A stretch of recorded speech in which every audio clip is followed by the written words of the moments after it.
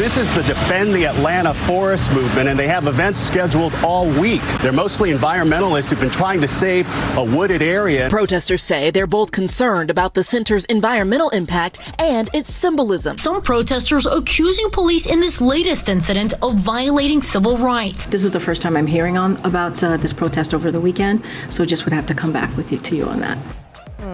Okay, so the media and the White House downplaying the violent attack on the site of a future Atlanta police training center. Major networks spending mere seconds covering the riots. The accused domestic terrorists even referred to as environmentalists in reports. Let's bring in senior editor at Off the Press, Rob Smith.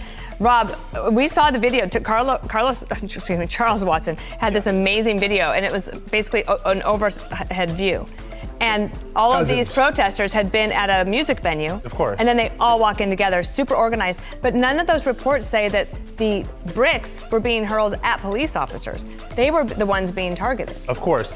And I think that when you look at sort of all of these leftist sympathizers in the media, you have to look at the pipeline, right? So you have to understand that in these newsrooms and in the classrooms that lead to the newsrooms, from top to bottom, you have at best sort of mainstream liberals, and at worst, these sort of far left Antifa sympathizers. And I say this as somebody that has worked in newsrooms and that has also, went to grad school at Columbia University for journalism, right? So I've seen the pipeline, and you see the leftist ideology that sort of comes out in these classrooms and goes to the newsrooms. And so that's why they are filled with these people who are not only sympathizing with this stuff, but actively covering for it. And you saw this Antifa guy from the Southern Poverty Law Center that got arrested just a couple of days ago. So you have these people that have infiltrated not only the news media, but these far left organizations, and they're covering for this stuff. Mostly environmentalists trying to save the trees. Right. That's not even their own stated mission. Yeah, and it's almost like mostly peaceful protests, right? As the building's burning in the background. Here is a reformed Antifa member talking with Jesse last night. Listen here.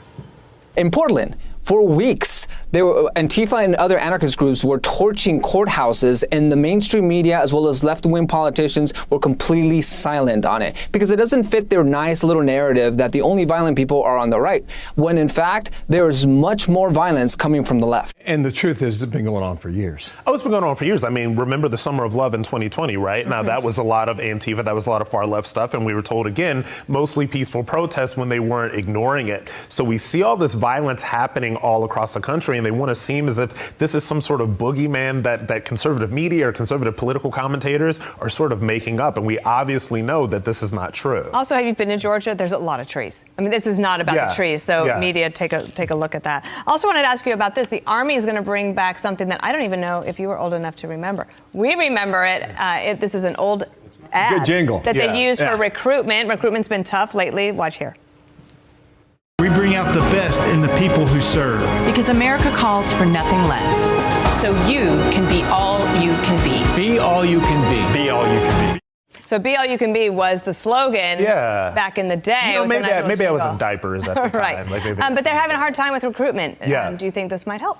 I think it will help because what's going on here is this, and so I started an organization called Stop Woke, and what we're trying to do is we're trying to, combat wokeness in the United States military. I'm a military veteran myself, and I think that what's going on with a lot of the ad campaigns and a lot of the PR that was going out, if you remember that commercial that came out a couple of years ago, was this cartoon commercial, the girl had the lesbian moms, and this had something to do with military. I don't know what it is, but they need people who, number one, want to serve, number two, love America, and number three, want to be challenged. I think with the wokeism and all that other stuff, it is not only repelling the type of people that the military needs, but it's kind of attracting the kind of people that you really don't want in service positions in the military, and they can't even really get those because they're missing. Interesting point. Goals. You could YouTube that thing if you want. Check it out. Yeah, it's pretty fun. It's got a good catchy jingle. Definitely. Rob, nice to see you. Great to see you. Glad you're in New York. Yeah, New York. Welcome back anytime. Thanks for having me. Unless you want to stay in free Florida, right? I spend most of my time in free Florida, but it's always good to come back and see you guys. Good to have you on set. Thank you, Rob. Thank you.